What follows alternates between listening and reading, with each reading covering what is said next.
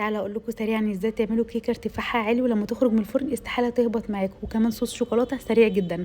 4 بيضات وكمان كوبايه من السكر، كيسين من الفانيليا نضرب كويس جدا، كوبايه الا ربع من الزيت ونص كوبايه من الحليب، ونسيب اخر معلقتين كده في الكوبايه. هقول لكم نعمل بيها ايه، وممكن الخطوه دي كمان نعملها في الخلاط. هنجيب كوبايتين من الدقيق هننخلهم، اول كوبايه ننزل بيها وبعد كده نقلبها لما الدقيق يختفي، هننزل بالكوبايه التانية. اخر حاجه هنضيفها كيس من البيكنج باودر. هنجيب بقى صينيه هنا مقاس 22 هندهنها اي ماده دهنيه زيت او زبده، وبعد كده هننزل بنص الخليط، ونص الخليط التاني هنجيب معلقتين من الكاكاو الخام برضو ننخله، والمعلقتين اللبن احنا سيبناهم هنضيفهم على الكيك او مع الكاكاو علشان يكون في نسبه والتناسب في المقادير. بعد كده هندخلها على درجه حراره 180، هنسيبهم 50 دقيقه بالظبط من غير ما نفتح الفرن.